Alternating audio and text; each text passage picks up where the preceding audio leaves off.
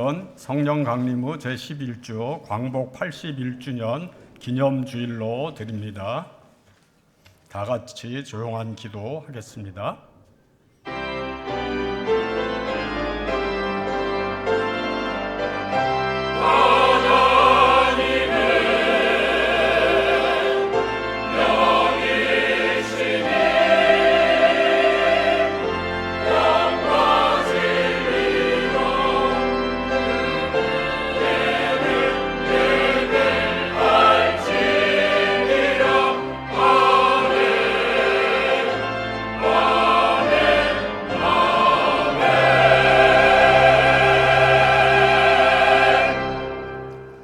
하나님은 우리에게 은혜를 베푸사 복을 주시고 그의 얼굴빛을 우리에게 비추사 주의 도를 땅 위에 주의 구원을 모든 나라에게 알리소서.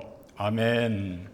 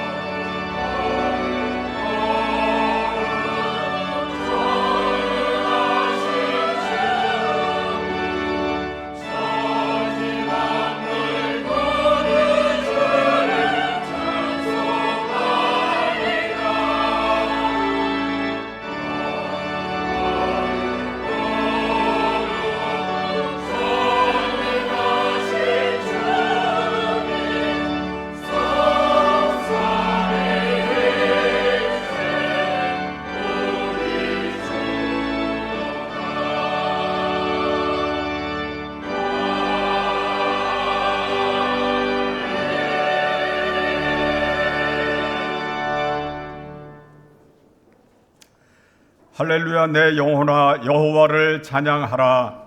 나의 생명이 여호와를 찬양하며 나의 평생에 내 하나님을 찬송하리로다.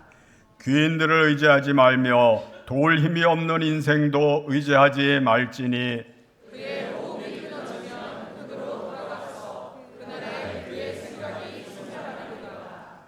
야곱의 하나님을 자기의 도움으로 삼으며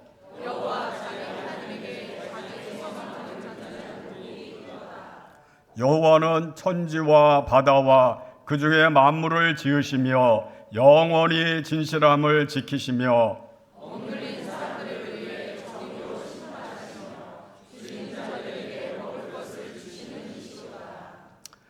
여호와께서는 갇힌 자들에게 자유를 주시는도다. 여호와께서 맹인들의 눈을 여시며 여호와께서 비굴한 자들을 일으키시며 여호와께서 빈민을 사랑하시며 여호와께서 나그네들을 보호하시며 고아와 과부를 붙드시고 악인들을 기름 굽게 하시는도다.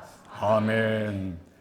전능하사 천지를 만드신 하나님 아버지를 내가 믿사오며 그 외아들 우리 주 예수 그리스도를 믿사오니 이는 성령으로 잉태하사 동정녀 마리아에게 나시고 본디오 빌라도에게 고난을 받으사 십자가에 못 박혀 죽으시고 장사한 지 사흘 만에 죽은 자 가운데서 다시 살아나시며 하늘에 오르사 전능하신 하나님 우편에 앉아 계시다가 저리로서 산자와 죽은 자를 심판하러 오시리라.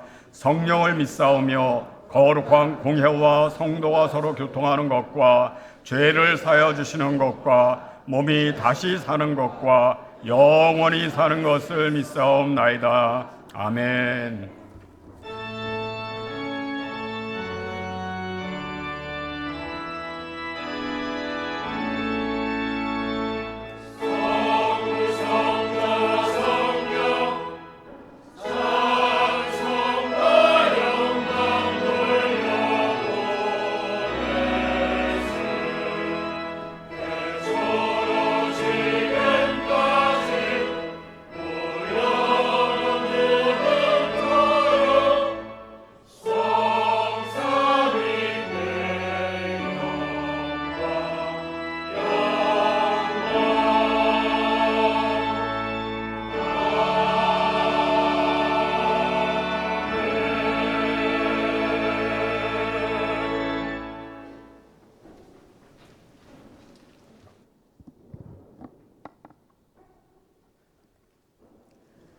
전능하신 하나님, 거룩하고 복된 날을 허락하여 주시고 열림의 성도들이 귀한 성전에서 또 온라인으로 예배드릴 수 있게 인도하심 감사드리며 온 마음과 정성 다해 찬양과 경배드리니 기쁘게 받아 주시옵소서.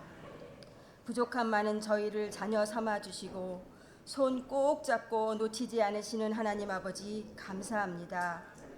하나부터 열까지 모든 것 주님이 주시는 것 깨달아 알게 하시고 더욱더 하나님을 의지하게 하시니 감사합니다. 매일 기도와 말씀으로 시작하고 모든 것 감사하며 하나님 자녀답게 하루를 살겠다는 다짐이 연약하고 게으른 믿음으로 또 욕심으로 또 교만한 마음으로 지키지 못할 때가 많음을 용서하여 주옵소서. 하나님 감사합니다. 예수님 사랑합니다. 말씀대로 살겠습니다. 라는 저희의 고백이 감정이 아니라 굳은 의지를 갖고 신실한 믿음으로 죽는 날까지 변하지 않고 주님 섬기게 하옵소서. 곁에서 힘주시고 도우시는 하나님의 능력을 힘입어 하나님께 기쁨 드리는 삶 살기를 간절히 소원합니다. 하나님 아버지, 우리 나라를 위해 기도합니다. 한반도에 참된 평화를 주시고 남과 북이 서로 소통하며 복음으로 하나가 되게 하옵소서. 이 나라의 지도자들에게 하나님의 지혜를 주시사 우리나라를 공의로 든든히 세워가며 국민을 우선으로 섬기는 마음을 갖고 정치하게 하옵소서. 국민들도 합심하여 발전하는 대한민국을 만들어갈 수 있도록 인도하여 주옵소서. 열림교회를 사랑하시는 하나님 아버지, 우리 교회가 성령 충만, 은혜 충만, 사랑 충만한 교회, 구원받는 영혼이 날마다 더해가는 교회, 이곳에서 오래도록 하나님께 순종하는 교회 되게 하옵소서.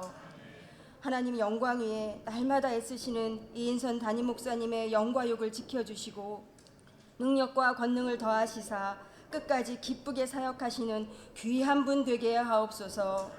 가정도 건강하고 평안하며 형통함으로 가득 채워주시길 간절히 기도합니다.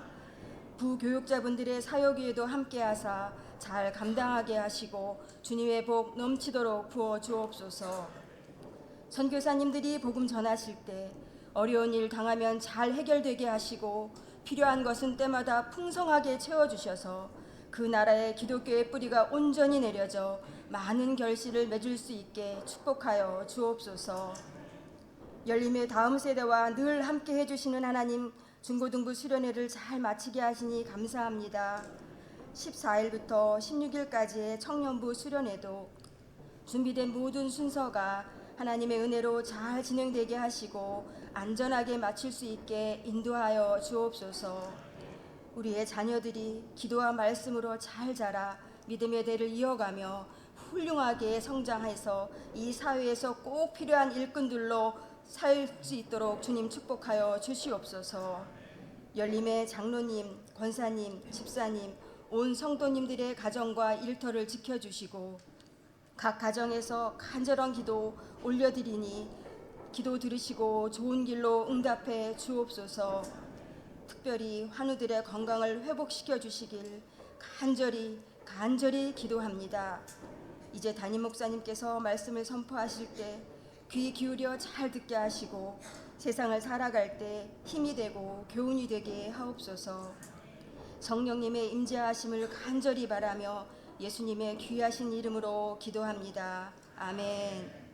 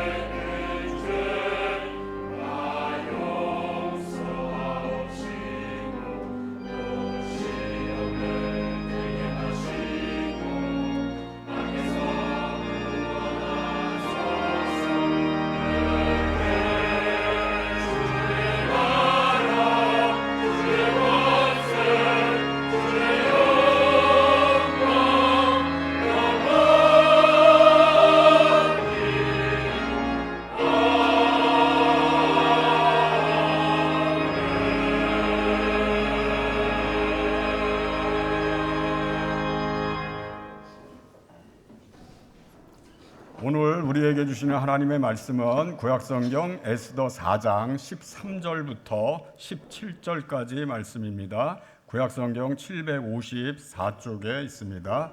에스더 4장 13절부터 17절까지 말씀입니다.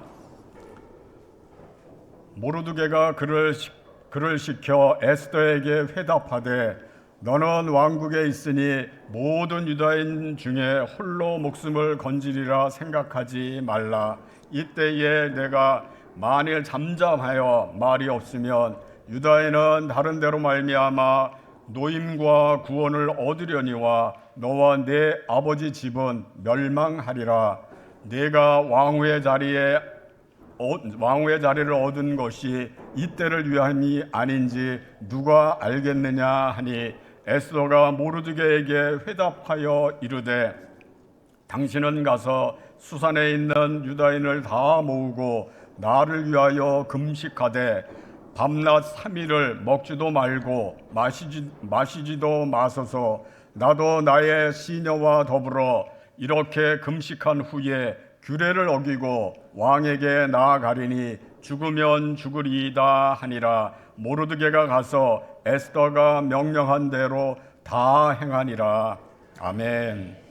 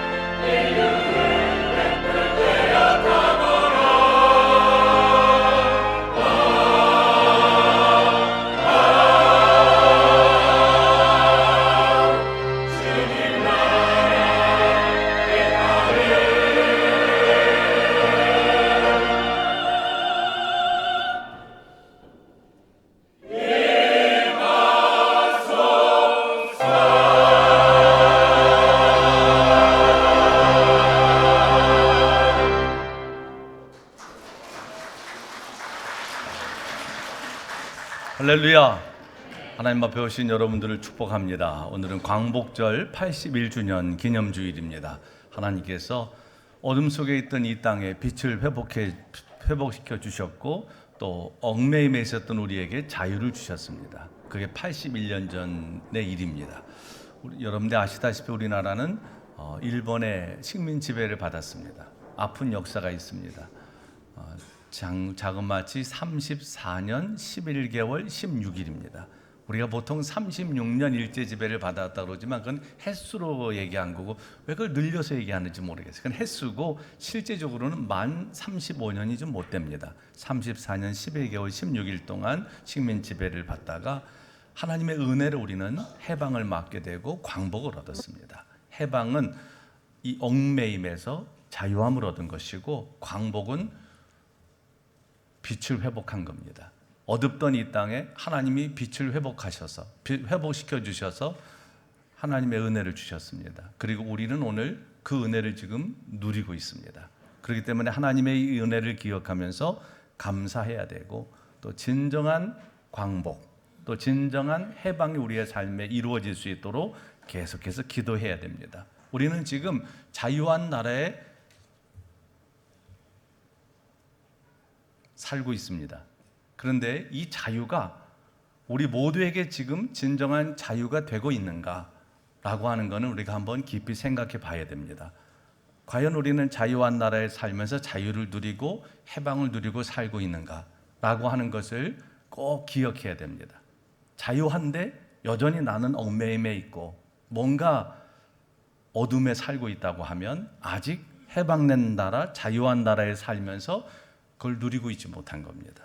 그런데 여러분들이 실제로 한번 바라보시고 나는 여전히 어둠 속에 살고 있지는 않은지, 나는 여전히 뭔가에 매여 살고 있지는 않은지를 잘 돌아보실 수 있기를 간절히 바랍니다. 그리고 진정한 자유, 진정한 빛이 회복되는 은혜를 꼭 누리시게 되기를 간절히 바랍니다. 우리는 지금 자유한 나라에 살고 있습니다. 그러나 우리 대한민국은 계속해서 우리의 기도가 필요한 상황입니다. 여러분이 다 아시다시피 정치는 여전히 우리에게 그렇게 희망을 주지 못합니다.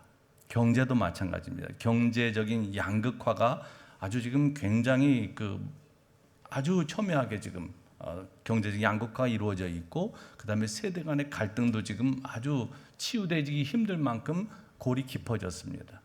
또 문화는 엄청 타락했습니다. 성적인 타락이 있습니다. 그리고 무질서합니다. 사람들은 질서를 지키려고 하는 마음이 별로 없는 것처럼 보입니다. 그냥 본인의 마음대로 본인이 하고 싶은 대로 행동하는 그런 모습들이 우리에게 있습니다. 그리고 또 인터넷 강국이라고 얘기하지만 여전히 우리는 온라인 사이트에 범죄 사이트들이 기승을 부리는 모습들을 봅니다. 많이 발전된 세상에 살지만 우리 속에는 이런 어려움들이 도사리고 있습니다. 그렇기 때문에 여러분들이 더더욱 우리 나라를 위해서 기도해야 되고 또 이 시대 우리가 감당해야 될 사명, 이게 기도의 사명이라는 것을 잊지 말아야 됩니다. 늘 기도하시겠지만 한순간도 나라를 위한 기도를 놓치시면 안 됩니다. 여러분 개인의 기도도 필요하지만 우리 나라와 민족을 위한 기도, 사실 이 기도가 있었기 때문에 우리 나라가 지금까지 이렇게 하나님의 은혜로 존속할 수가 있었고 또 이렇게 광복을 맞을 수 있었다는 사실을 꼭 기억하시고 우리 나라를 위한 기도가 이 시대 내 사명이다, 이 시대 그리스도인의 사명이다라고 하는 것을 꼭 기억하실 수 있기를 간절히 바랍니다.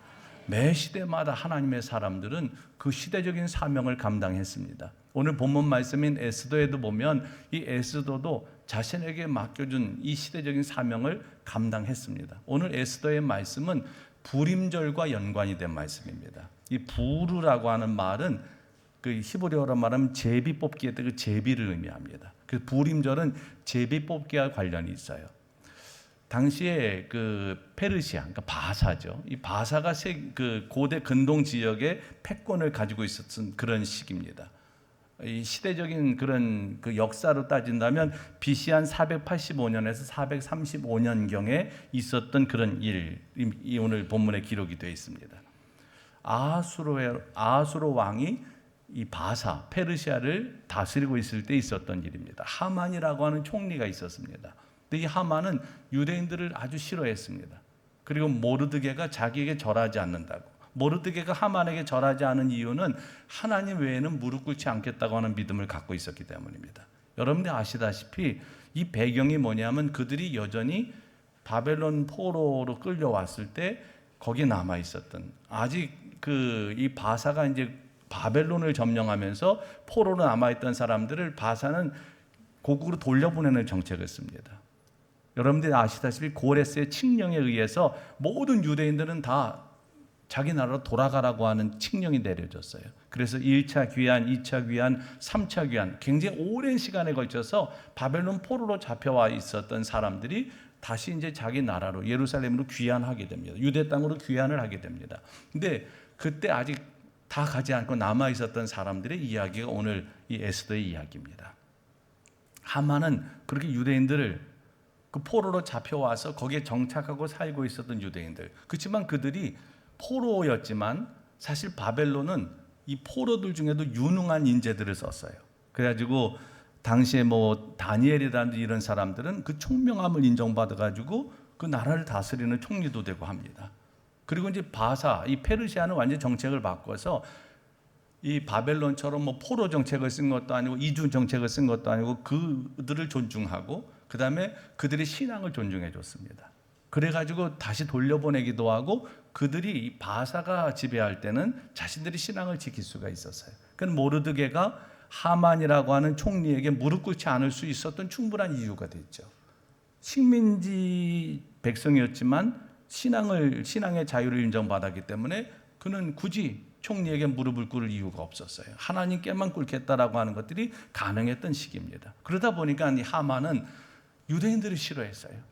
그리고 이 모르드게가 무릎 꿇지 않은 것에 대해서 분노를 가지고 어떻게든 유대인들을 죽이려고 하는 생각을 갖고 있었습니다.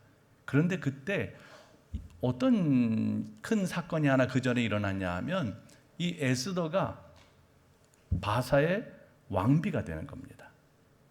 왕비가 폐위되고 난 다음에 전국에서 이제 왕비 할 사람들을 이제 지원자를 받았어요. 그때 아하수로의 눈에 든 게 바로 에스더입니다. 그래서 에스더가 왕비가 돼요.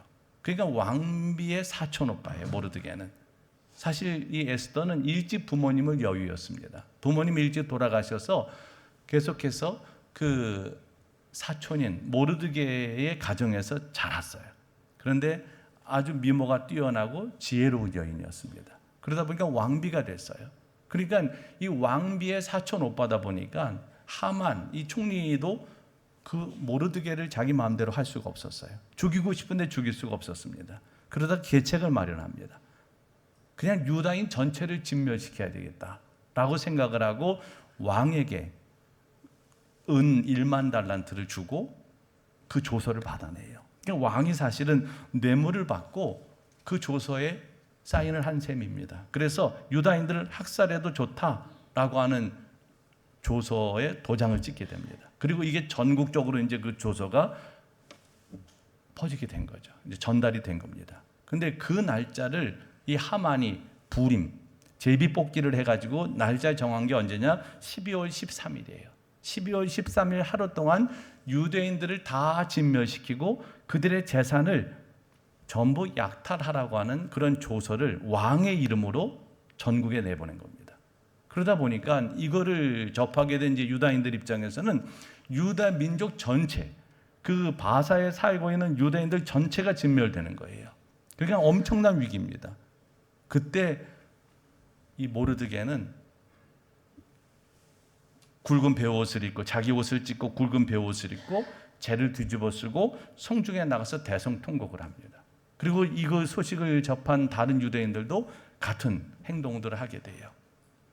그리고 이게 에스더에게 이 소식이 또 전해지게 됩니다.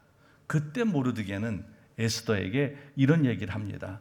왕에게 나가서 우리 민족을 위해서 좀 우리 민족을 구해달라고 하는 청을 좀 해라. 그런데 이 페르시아의 이 왕궁의 법도가 있었어요. 그건 뭐냐면 왕이 부르기 전에는 왕비라도 왕에게 갈 수가 없었어요. 반드시 왕이 불러야지만 가는 겁니다. 근데 지금 에스더는 왕이 부른 지가 30일이 넘었어요. 그러니까 30일이 넘도록 왕이 에스더를 찾지 않은 거예요. 그러니까 에스더가 지금 자기 마음대로 왕 앞에 갈 수 있는 상황이 아닙니다. 이런 어려운 상황 속에 지금 있는 거예요. 그래서 에스더가 얘기를 하는 겁니다. 내가 지금 왕의 부름을 받은 지가 30일이 넘었다. 근데 내가 지금 이대로 갔다가는 죽는 겁니다. 왕이 부르지 않았는데 왕 앞에 가면 죽는 거예요. 사는 길은 딱 한 가지밖에 없어요. 그건 뭐냐면 왕이 가지고 있는 금규, 그러니까 그 금홀이죠. 홀. 이렇게 왕을 상징하는 조그만 금 지팡이를 내밀면 그 지팡이 끝을 잡으면 그 사람은 사는 거예요. 근데 왕이 이거를 금규를 내밀지 않으면, 금홀을 내밀지 않으면 그 사람은 죽는 겁니다. 그러니까 에스더도 사실은 30일 동안 왕이 찾지 않았으니까 자신이 없는 거죠. 자신이 왕에게 갔을 때 왕이 이 금규를 내밀지 아니면 그냥 죽임을 당할지 모르는 그런 상황인 겁니다. 그러니까 가기도 어렵고, 그렇다고 자기 민족의 지금 완전히 진멸되는 상황에서 안 갈 수도 없는 이런 진퇴양난의 그런 상황에 빠지게 된 겁니다. 그때 모르드게가 에스더 왕비에게 한 말이 오늘 13절 말씀이 한번 같이 읽어보겠습니다. 시작. 모르드게가 그를 시켜 에스더에게 대답하되 너는 왕궁에 있으니 모든 유다인들 중에 홀로 목숨을 건지리라 생각하지 말라. 이 얘기를 뭡니까? 너 지금 왕궁에 있다고 안전하다고 생각하지 말아라. 왜냐하면 이거는 유대 민족 전체 위기이기 때문에 너만 안전할 수 없다는 거예요. 민족적인 위기는 높은 자리에 있다고 해서 살고 낮은 자리에 있다고 죽는 문제가 아니라고 하는 겁니다. 에스더를 향한 이 모르드게의 충고는 이 당시의 이야기만은 아닙니다. 오늘 우리 시대에도 동일하게 적용될 수 있습니다. 우리는 내 가정이 평안하고 내 직장이 든든하고 또 내가 하루하루 그냥 편히 살 수 있는 경제력을 갖추고 있다고 해서 이 민족의 위기, 나라의 위기에 무관심할 수 없습니다. 왜냐하면 나만 괜찮으면 되는 게 아니고 나와 우리나라, 교회도 마찬가지고 온 세계는 다 운명 공동체이기 때문에 그렇습니다. 우리는 운명 공동체라고 하는 말을 상투적으로 사용은 하지만 그 의미가 얼마나 큰 거인지는 잘 인식하지 못합니다. 사실 운명 공동체라는 건 뭐냐 하면 나만 괜찮으면 되는 게 아니고 이 전체가 다 괜찮아야지 나도 괜찮은 게 운명 공동체예요.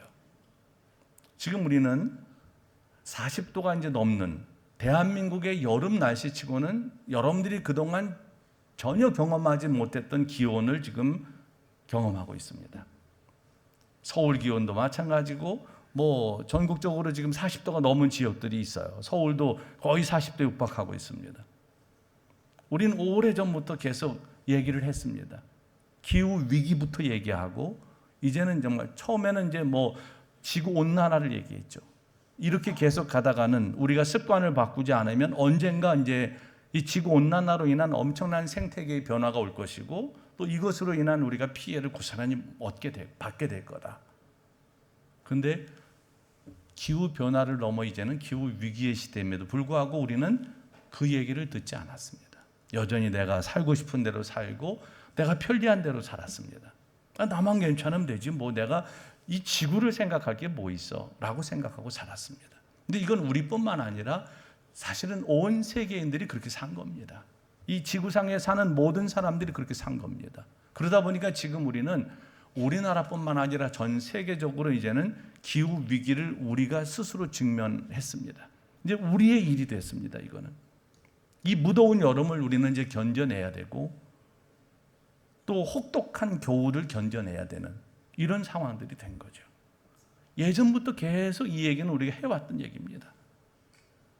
그런데 우리는 이게 내일이라고 생각하지 않았어요. 그러다 보니까 무관심했습니다. 결국은 이렇게 처절하게 우리가 그 고통을 겪게 된 거죠. 이제는 더위, 추위를 넘어 가뭄, 그것으로 인한 산불, 이런 극심한 피해에 우리가 그렇게 안 되기를 바라지만 이미 노출됐습니다. 이런 것들이 운명 공동체인데 그거를 말만 했지 스스로 그렇게 생각하지 않았기 때문에 벌어지는 일들입니다. 나라 일도 마찬가지입니다. 오늘 모르드게가 에스더에게 얘기한 것처럼 네가 왕궁에 있다고 너만 살 거라고 생각하지 마라. 너도 유다인이다.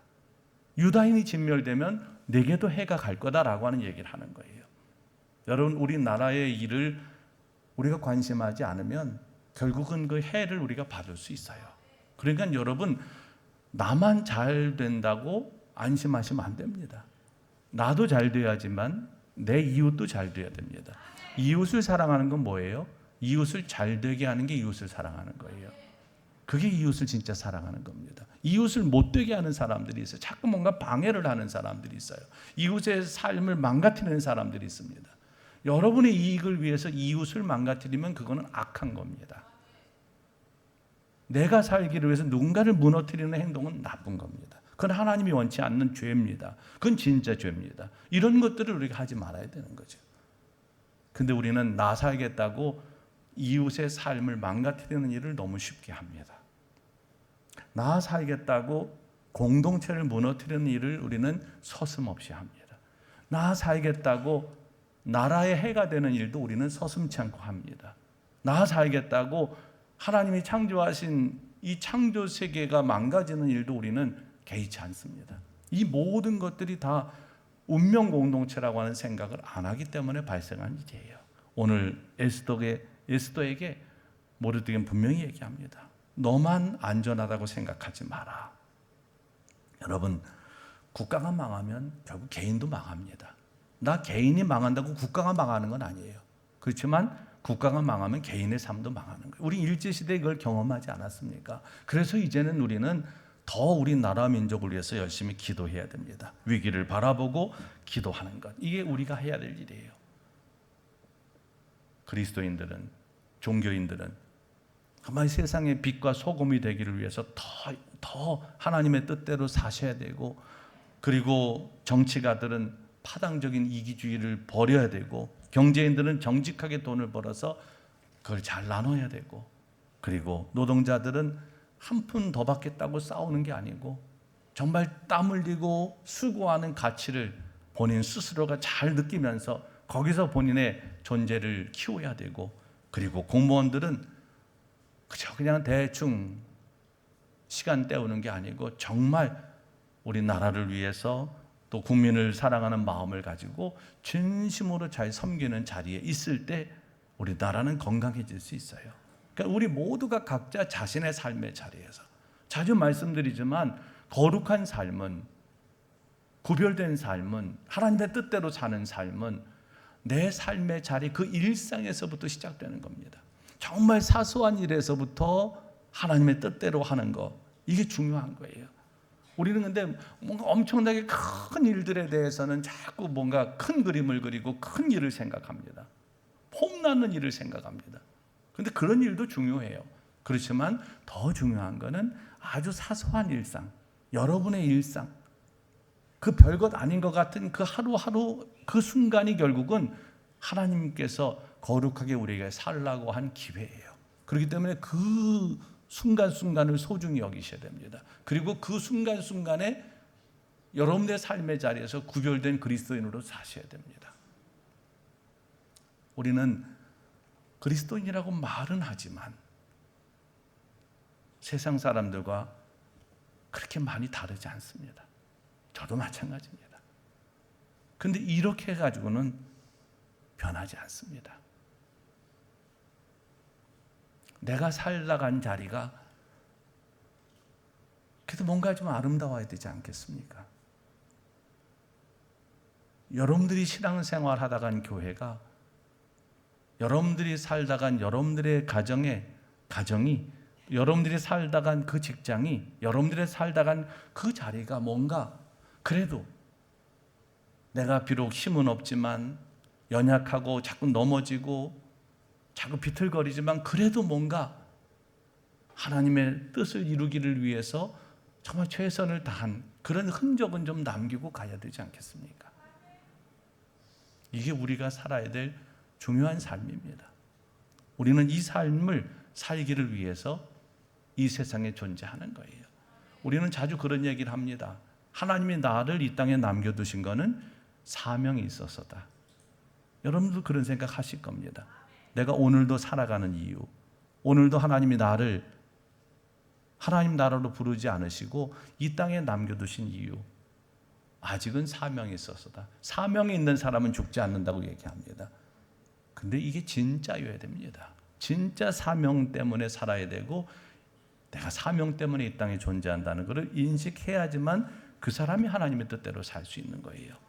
오늘 계속되는 모르드게를 향한 그 에스더를 향한 모르드게 충고가 나와요. 14절에 보면 내가 왕후의 자리를 얻은 것이 이때를 위함이 아닌지 누가 알겠느냐. 여러분 이 말씀이 굉장히 중요합니다. 내가 왕후의 자리를 얻은 것이 이때를 위함이 아닌지 누가 알겠느냐. 에스더의 사명을 일깨우는 말씀입니다. 히브리어로 이 문장은 레트 카조트라고 하는 단어를 써요. 이때를 위함이 아닌지. 이 말이 레트 카조트라고 하는 이 문장이에요. 이 히브리 어법으로 하면은 이거는 우연한 이때가 아닙니다. 정해진 이때, 섭리적인 이때를 말하는 거예요. 우연히 이때가 아니고 정해진 때, 하나님의 섭리의 때를 의미하는 거죠. 에스더가 이 바사 왕국, 페르시아 왕국의 왕후가 된, 왕비가 된 이유가 바로 지금 이때를 위해서 하나님이 너를 왕비로 세운 것 아니겠는가라고 하는 게 모르드게 이야기예요. 여러분, 우연히 우리 삶에 일어나는 일들이 우연이라고 생각할 때가 있어요. 우연히 이런 일들이 일어났어. 내가 운 좋게 어떤 자리에 가게 됐어. 이런 얘기들을 합니다. 근데 사실 그리스도인들은 그렇게 생각하시면 안 됩니다. 우리는 운으로 사는 게 아니고 운 좋게 어떤 자리에 가고 운 좋게 어떤 것을 얻고 어떻게 하다 보니까 우연히 이렇게 내가 이게 아닙니다. 이것은 하나님의 섭리 안에서 이루어지는 일인 거예요. 여러분 에스더를 읽다 보면 조각조각 이 하나님의 섭리를 우리는 발견하게 돼요. 이 여러 조각들이 모여서 결국은 하나님의 큰 섭리를 이루는 유다인들을 그 진멸의 위기에서 건져내는 그런 역사가 됩니다. 이 모든 것들이 다 우연이 아닌 하나님의 섭리라고 하는 거예요. 그렇기 때문에 여러분 기억하셔야 됩니다. 여러분들이 부유하게 된 이유, 여러분들이 다른 사람보다 조금이라도 공부를 더 하신 이유, 여러분들이 먼저 그리스도인이 된 이유, 그리고 여러분들이 지금 여러분들 자리에 있는 이유, 이거는 그냥 우연이 된 게 아닙니다. 뭔가 하나님께서 이루고자 하시는 그 일을 위해서 우리는 다른 사람보다 조금 더 많이 가진 것이고, 다른 사람보다 조금 더 공부를 더 한 것이고, 다른 사람보다 조금 더 힘을 갖게 된 것이고, 다른 사람보다 먼저 믿은 겁니다. 그리고 여러분들이 지금 있는 그 자리에 가게 된 거예요. 그렇기 때문에 우리는 항상 내가 있는 그곳에서 하나님이 왜 나를 이곳에 있게 하셨나, 이걸 늘 생각하셔야 됩니다. 그 자리를 즐기시면 안 됩니다. 그러면 그 자리에 오래 못 계십니다. 여러분들이 누리고 있는 것을 내가 힘쓰고 내가 애써서 이렇게 많이 얻었어. 여러분, 물론 여러분들이 애쓰고 수고하시고 땀 흘리신 것도 있습니다. 그러나 여러분의 노력과 여러분의 힘을 가지고 이루어진 일은 아닙니다. 그렇기 때문에 우리가 그 자리에서 늘 기억해야 돼요. 왜 하나님이 나를 이곳에 보내셨을까? 때로는 내가 원하지 않는 자리일 수도 있어요. 아니면 내가 그렇게 간절히 원했던 자리일 수도 있습니다. 어떻든 내가 원했던 자리든 내가 원치 않는 자리든 내가 그곳에 있다고 하는 것은 이 하나님의 섭리의 때를 위함인지 누가 알겠습니까? 그렇기 때문에 우리는 늘 그렇게 생각해야 돼요. 여기서 나는 뭘 해야 되나? 자주 말씀드리지만 사명은 내가 다른 사람보다 조금이라도 더 가지고 있는 거. 사명은 아픔, 사명은 부담감입니다. 그게 내가 하나님 앞에 쓰임받는 그런 사명들이에요. 그렇기 때문에 여러분들이 오늘 모르드게가 에스더에게 얘기한 것처럼 이 때를 위함이 아닌가. 왜 하나님이 나를 내가 원치 않는 이곳으로 보내셨을까? 여러분 아마 그런 의문이 있으실 거예요. 나는 원치 않았는데 어떤 자리로 이동하게 됐어요. 사람들은 그럽니다. 좌천된 거라고. 여러분, 사람들의 시각보다 중요한 건 뭐예요? 하나님의 계획입니다. 이게 좌천인 것처럼 보여도 또 어찌 보면 이게 하나님의 뜻일 수도 있어요. 빙점이라고 하는 소설을 쓰는 미우라 아야코의 그런 일화가 있습니다. 처음에 그 자파상 같은 걸 처음에 운영했다고 그러죠. 그런데 다 사람들이 그쪽에 와서만 사는 거예요. 또 똑같은 그런 자파상인데 그쪽은 사람이 가지 않는 겁니다. 그럼 이 미우라 아야코가 물건이 있음에도 불구하고 우리는 그 물건이 없다고 저 옆 가게를 가라고 이러면서 자꾸 이제 옆 가게로 사람들을 보냈다는 거죠. 그러다 보니까 이 가게는 점점 안 되는 거예요. 그러다 보니까 시간이 많이 남으니까 글을 쓰기 시작했다는 거죠. 글을 쓰기 시작했다는 거예요. 그래가지고 그렇게 엄청난 대작을 쓰게 됐다는 거죠. 생각해 보면 다 누구든지 내 가게가 잘 되고 내가 잘 돼야지 되는 세상인데 옆 가게를 잘 되게 하려고 사람들을 물건이 있으면서도 없다고 그러면서 사람들을 글로 보냈더니 자기는 이제 장사가 안 되는 거예요. 그러니까 다른 일을 시작했는데 오히려 그게 하나님 앞에 쓰임 받는 일이 됐다는 거죠. 그리고 그 몸은 완전히 종합병동이라고 말할 만큼 많은 질병을 몸에 안고 살았어요. 아마 여러분들 중에도 그러실 겁니다. 그런 분들이 계실 겁니다. 종합병원 안 아픈 데가 없는 분들이 계실 거예요. 하나님 왜 나는 이렇게 늘 아프게 하십니까? 나는 왜 그렇게 늘 병들게 하십니까? 근데 여러분 그 아프고 병든 몸 속에서 그게 그냥 고난이고 힘들고 아프고 지치고 힘 빠지고 이렇게만 생각하면 너무 낙심이 되죠. 그러나 그 아픔 속에서도 하나님의 은혜를 바라보고 하나님의 은혜를 구하게 되면 다른 사람이 도저히 쓸 수 없는 글을 쓸 수 있고요. 다른 사람이 도저히 고백할 수 없는 고백을 할 수 있어요. 그러니까 아픔이 사명이 돼요. 혹시라도 여러분 왜 나만 이렇게 힘들고 왜 나만 이렇게 아프고 왜 나만 이렇게 안 되나라고 생각이 되신다면 그 자리에서 깊이 하나님을 묵상해 보십시오. 그리고 여러분들이 혹시 원치 않는 그런 삶의 상황이 주어졌다고 하면 이 자리에서 하나님은 내게 뭘 원하시나 라고 하는 것을 꼭 기도하며 찾아보시기 바랍니다. 그러면 이때를 위해서 하나님이 나를 여기에 보내셨구나. 요셉이 여러분 애굽에 팔려갔을 때 얼마나 절망적이었겠어요. 그런데 나중에 형제들을 만났을 때 요셉의 고백도 똑같은 거 아닙니까? 이렇게 흉년의 때를 대비해서 하나님이 나를 형제들보다 먼저 애굽에 보내셨다. 이거는 나중에 깨닫게 되는 거예요.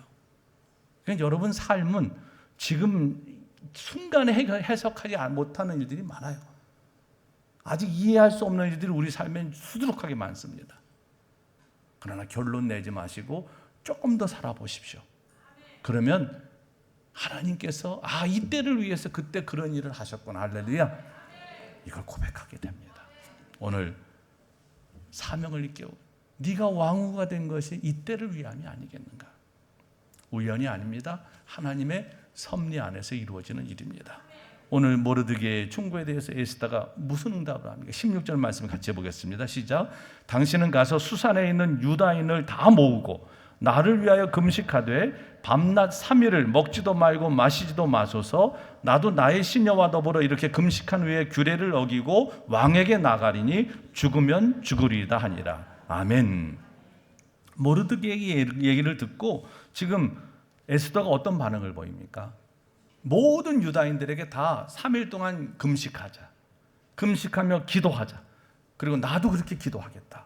그리고 내가 왕에게 죽으면 죽으리라고 하는 각오로 가겠다라고 얘기하는 거예요. 여러분 하나님의 사람들은 무슨 일을 하든지 가장 먼저 기도해야 됩니다. 그것이 아무리 옳은 일이라 할지라도 기도하지 않고 하면 그건 하나님의 일 아닙니다. 아무리 어려운 일도 기도하고 하시면 그 일은 더 이상 어려운 일이 아닙니다. 아무리 곤란한 일도 기도하고 하면 하나님께서 그 모든 상황들을 바꾸십니다. 그리고 상황을 바꾸기에 앞서 나를 바꾸십니다. 사실 상황을 바꿔달라고 우리가 많이 기도하지만 상황이 바뀌는 것은 바꿔주시면 또 우리가 마음에 안 들어요. 조금 지나면 또 바꿔달라고 그럽니다. 조금 지나면 또 바꿔달라고 그럽니다. 여러분, 상황을 바꾸는 거는 수백 번, 수천 번을 바꿔도 해결되지 않아요. 그런데 내가 바뀌면 어떤 상황에서도 하나님을 바라보고 두려움 없이 당당하게 살아갈 수 있어요. 오늘 왜 금식했습니까? 하나님의 뜻을 물은 것이고 상황의 변화가 아니고 믿음의 변화를 위해서 기도한 거예요. 믿음의 변화를 위해서 기도하십시오. 상황과 사건의 변화보다 믿음의 변화가 먼저입니다. 기도하고 행하셔야 됩니다. 기도하지 않고 가는 거 아닙니다. 기독교인들은 반드시 기도하고 행하는 거예요. 기도보다, 말씀보다 앞서지 않는 거죠. 그렇게 기도하고 나갔습니다. 죽으면 죽으리다. 여러분, 기독교 신앙의 가장 핵심적인 진리입니다. 죽고자 하는 자는 살고 살고자 하는 자는 죽는다. 사즉 생, 생즉 사. 이게 십자가의 역설입니다. 예수님께서도 죽고자 하셔서 십자가를 지셨어요. 그랬더니 그것이 부활로 살아나는 은혜를 누리셨습니다. 이게 십자가의 역설이에요. 기독교인들은 그렇게 사는 겁니다. 살고자 하면 죽어요. 그러나 죽고자 하면 삽니다. 오늘 에스더는 그 믿음을 가지고 나갔어요. 세상에서 가장 무서운 사람은 죽음을 겁내지 않는 사람들이에요. 로마의 박해자들이 기독교를 이기지 못한 것은 기독교인들은 죽음을 두려워하지 않았기 때문입니다. 한번 생각해 보십시오. 기독교인들은 정말 죽음이 두렵지 않았을까요? 두려웠을 겁니다. 그렇지만 모든 생과 사가 다 하나님 안에 있다. 할렐루야. 이 믿음이 있었기 때문에 죽음을 넘어선 거죠. 죽음의 두려움을 넘어선 겁니다. 여러분, 그렇지 않습니까? 우리의 생과 사가 다 하나님 손 안에 있잖아요. 여러분들이 살고 싶어도 못 삽니다. 하나님이 부르시면 가는 거예요. 살고 싶다고 더 살 수 있습니까? 안 그렇습니다. 모든 생과 사가 하나님 안에 있다라고 믿는 사람들은 이걸 넘어설 수 있는 거죠. 오늘 에스더는 그런 믿음을 고백했습니다. 그리고 나갔습니다. 어떻게 됐을까요? 에스더가 죽었죠. 에스더가 죽었어. 죽지 않았어요. 하나님께서 아수르의 왕의 눈을 완전히 에스더를 보고 뿅 가게 하셨어요. 그래서 요즘 에스더의 말씀을 쭉 읽어보면 30일 동안 왕비를 안 찾은 왕이, 이거는 좀 문제가 있잖아요, 여러분. 그치? 30일 동안 안 찾았다는 거는 많이 잊어버리고 살았다는 거죠, 에스더에 대해서. 그런데 에스더를 보는 순간에 왕이 완전히 눈이 에스더에게 완전히 빠집니다. 그래가지고 계속해서 무슨 얘기를 에스더에 보면 반복해서 하는 얘기가 뭐냐 하면, 내가 원하는 게 뭐냐? 내가 나라의 절반이라도 내게 주겠다. 그런 남자들이 이런 거 많이 얘기하잖아요.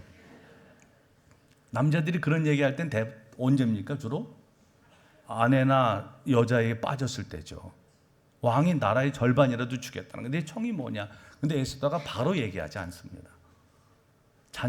왕을 위한 잔치를 베풀 때니까 하만을 꼭 데려오라고.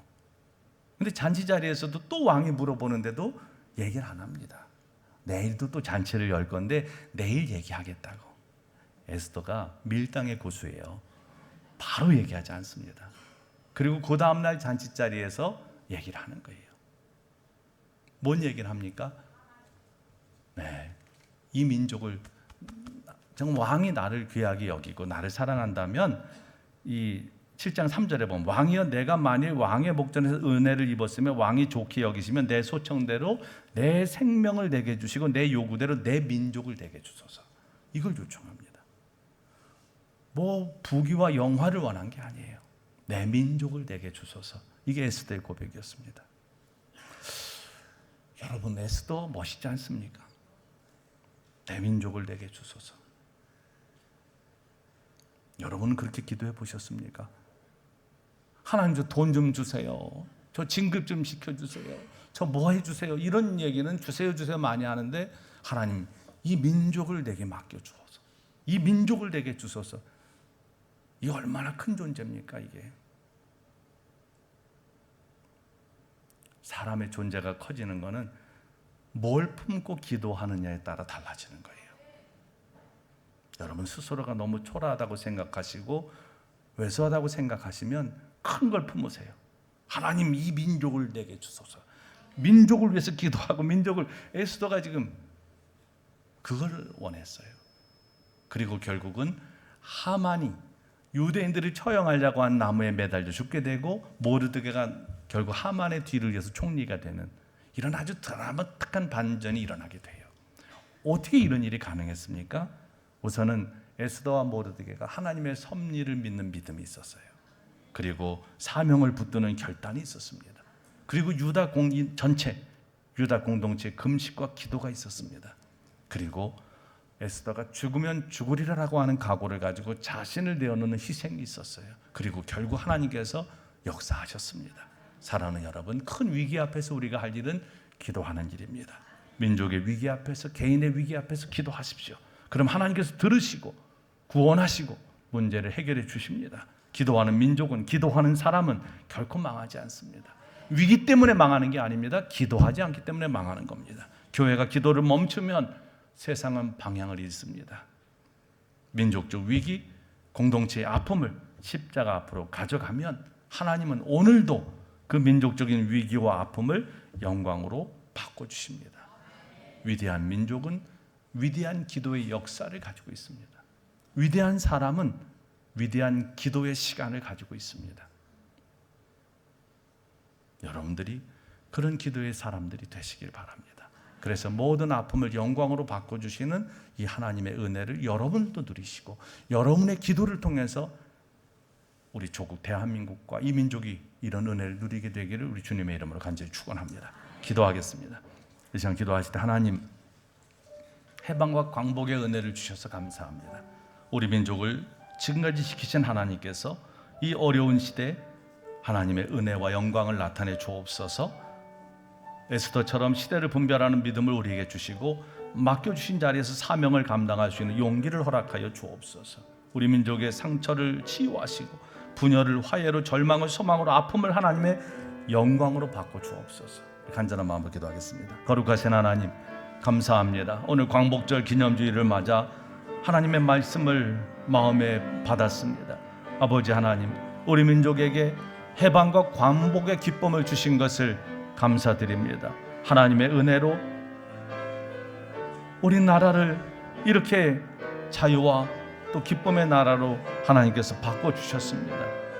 그리고 오늘 이 시대 여러 가지 정말 많은 문제들을 안고 있지만 여전히 우리 그리스도의 기도를 통해서 하나님은 우리 나라를 이끌어가고 계시고 모든 위기와 슬픔을 넘어 영광과 또 평화로 우리를 인도하고 가심을 분명히 믿습니다. 오늘 에스더가 그 시대 하나님의 사람으로서의 사명을 감당한 것처럼 오늘 우리들도 이 시대 그리스도인으로서의 사명을 감당할 수 있게 하여 주옵소서. 기도의 사명을 감당하게 하시고 우리 각자의 삶의 자리에서 정말 그 자리가 소명의 자리요 사명을 감당하는 자리인 것을 기억하고 그곳에서 하나님의 일을 하게 하시고 정말 이때를 위함인지 누가 알겠느냐라고 하는 모르드게의 이야기처럼 오늘 우리에게도 그런 믿음을 갖게 하시고 또 죽으면 죽으리라 기도하고 나갔던 에스더와 같은 그런 믿음의 용기를 우리에게도 허락하여 주시옵소서. 예수님의 이름으로 간절히 기도합니다. 아멘.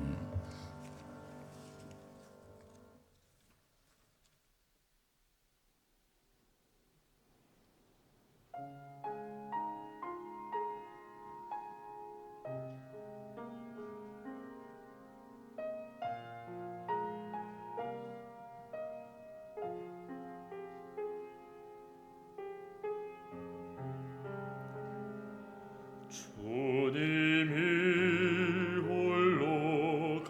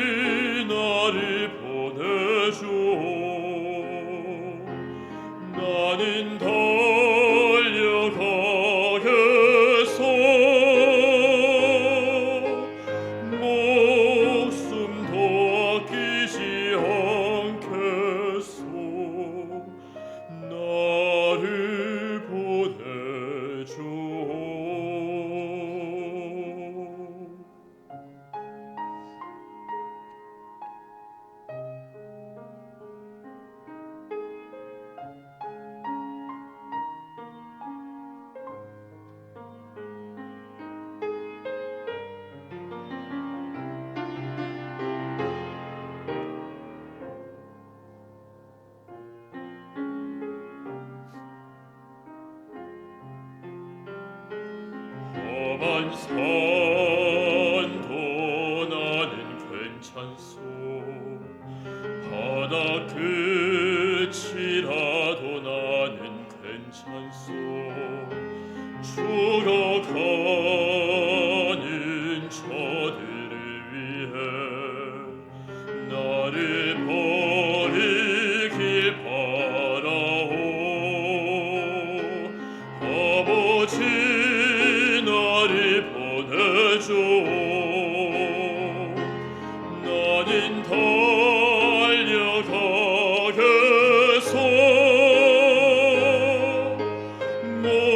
목숨도 아끼지 않겠소.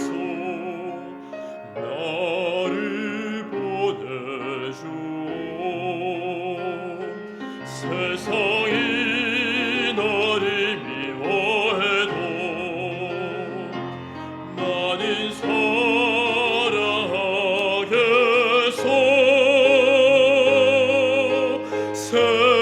세상을 구원할 십자가 나도 따라가오.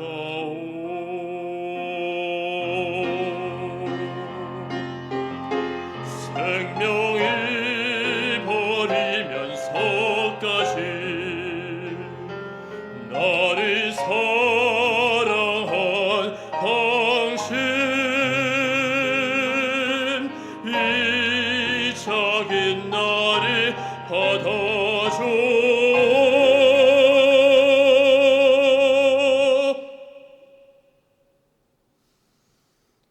나도 사랑하오.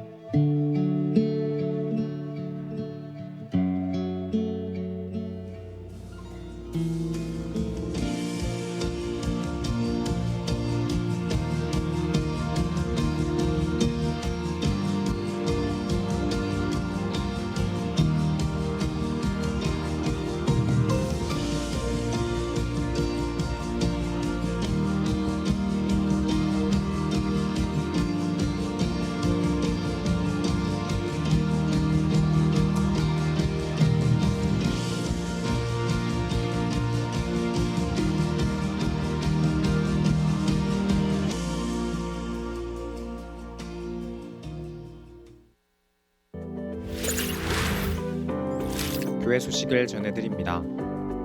우리나라를 긍휼히 여기시고 사랑하셔서 해방과 광복의 기쁨을 주신 하나님께 감사드리며 우리 모든 국민들이 하나님을 믿는 신앙과 말씀의 진리 안에서 자유와 평화를 누리는 삶이 되도록 기도해 주시기 바랍니다.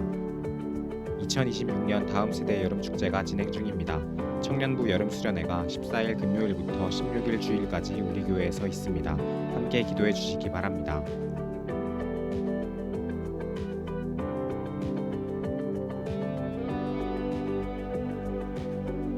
(2026년 2학기) 연림 장학생을 선발합니다. 주보를 참고하시어 15일 토요일까지 신청해 주시기 바랍니다.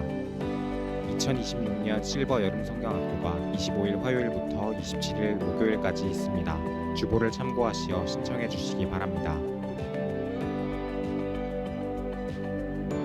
담임 목사님께서 10일 월요일부터 13일 목요일까지 남산교회 특별 새벽 부흥회에서 말씀을 전하십니다. 함께 기도해 주시기 바랍니다.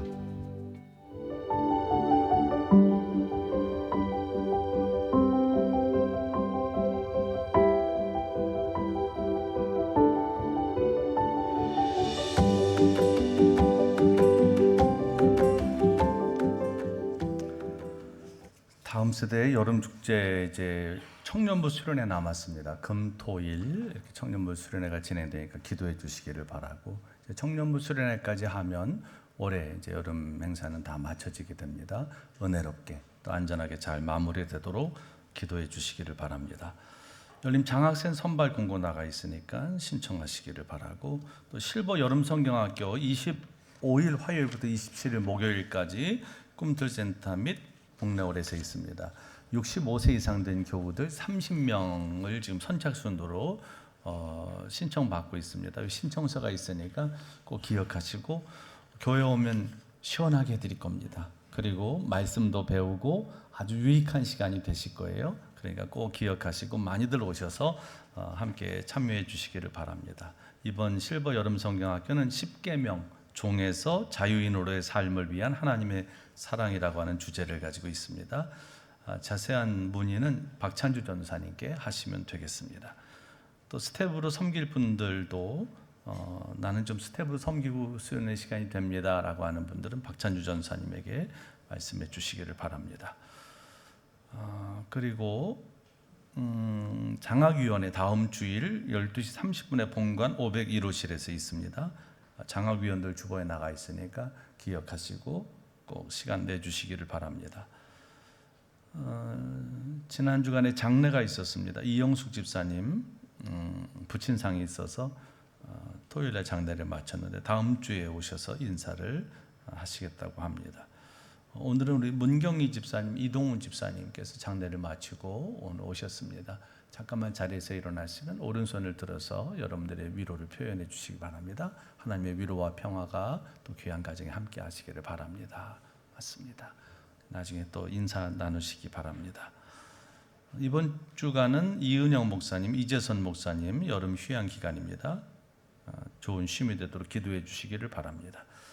그리고 이번 화요일에 교회 본관에 단수가 있습니다. 그 수도 공사를 좀 해야 되는 부분이 생겨서 이번 화요일 날은 본관은 전체적으로 물을 사용할 수 없습니다. 그러니까 혹시 교회에서 모임을 갖는 뭐 그런 속회나 이런 데가 있으면 화요일은 좀 피해 주시면 좋겠습니다. 효도밥상도 화요일 날은 그래서 하루 쉽니다. 여러분도 잘 공사되도록 기도해 주시기를 바랍니다. 물론 교육관은 사용할 수 있습니다. 오늘 새로 등록하시는 분들이 계신데 그냥 소개하지 말라고 제가 성함만 그냥 잠깐 소개하고 박수만 하겠습니다. 우리 최현숙 집사님과 어머니신 이정희 권사님 새로 등록하셨습니다. 환영합니다. 박수해 주시기 바랍니다. 감사합니다. 잠깐만 기도하겠습니다. 하나님, 우리 최현숙 집사님과 이정희 권사님 새 가족으로 등록해서 우리 열림교회 한 가족이 됐습니다. 믿음의 길 함께 가는 걸음걸음을 지켜주시고 또 하나님께서 그 모든 삶을 가장 평화롭게 하시고 또 우리 열림교회를 통해 주신 하나님의 특별한 은혜를 귀한 삶과 가정에 부어 주시옵소서. 하나님 나라 가기까지 믿음의 발걸음이 쉼이 없도록 은혜를 주옵소서. 예수님의 이름으로 기도합니다. 아멘. 감사합니다. 다른 광고 있으신가요? 다 자리에서 일어나셔서 봉헌하시겠습니다.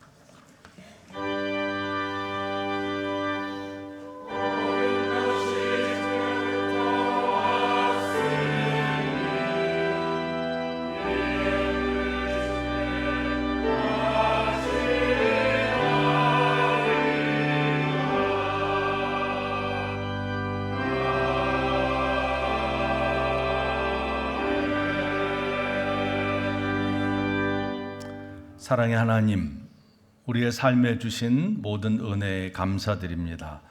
우리가 누리는 모든 것들이 또 우리가 얻은 모든 것이 다 하나님께로부터 왔음을 믿는 믿음을 담아 이 예물을 드립니다.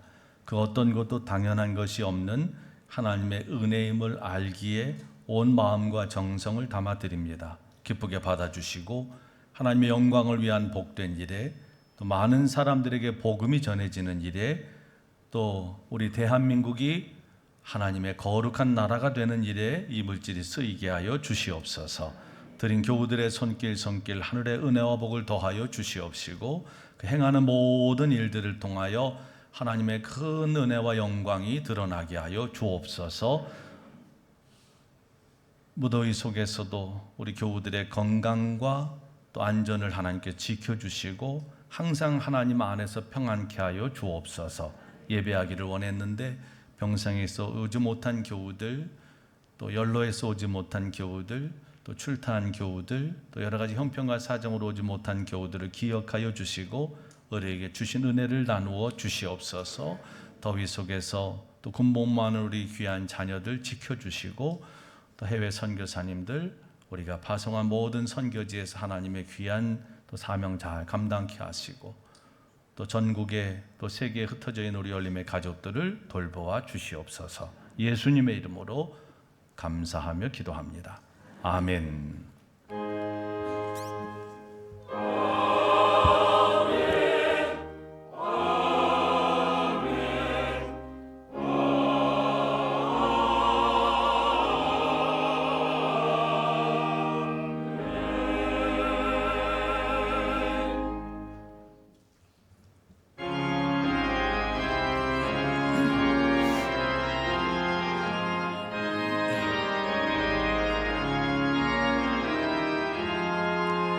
어느 민족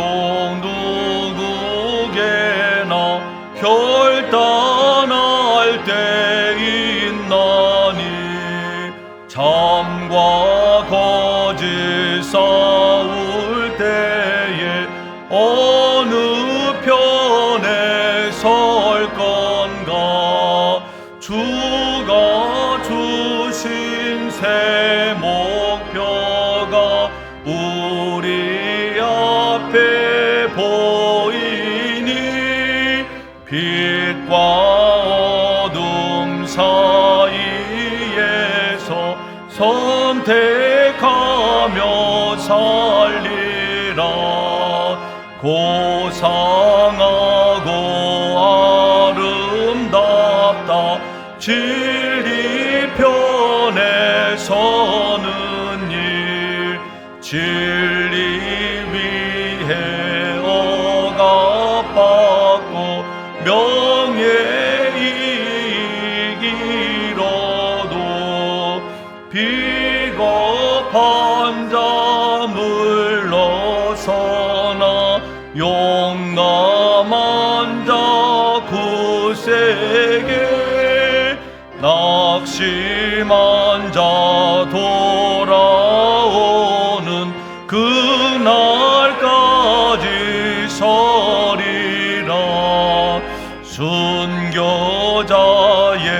빛을 따라 주의 뒤를 쫓아서 십자가를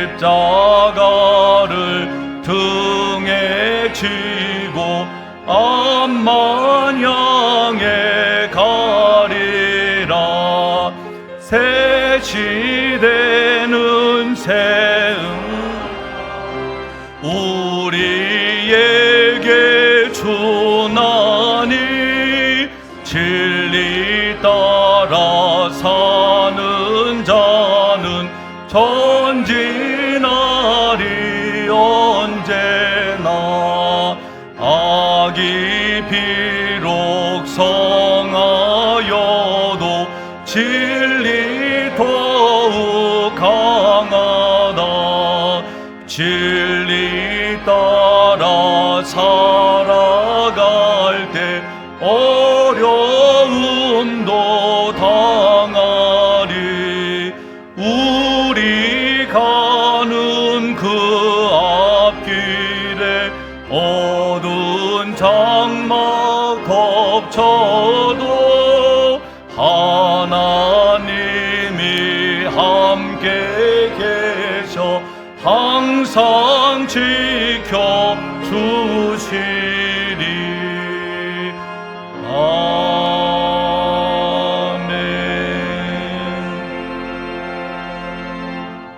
우리 주 예수 그리스도의 구원의 은혜와 하나님 아버지의 사랑하심과 성령의 교통하심, 인도하심이 광복절 81주년을 맞아 우리 민족의 아픔을 자신의 십자가로 지고 기도했던 믿음의 선조들을 따라 우리들도 이 시대 우리에게 맡겨주신 거룩한 사명, 나라 민족의 그 아픔을 우리의 십자가를 지고 기도하는 사명, 또 각자의 자리에서 하나님의 영광을 위하여 진리를 따라 사는 사명 감당하기로 다짐하고 세상을 해석하는 우리 사랑하는 모든 교우들 위해 그 가정과 삶 속에 우리 교회와 우리나라와 온 세계 위에 이제부터 영원토록 함께해 주시기를 간절히 축원하옵나이다. 아멘.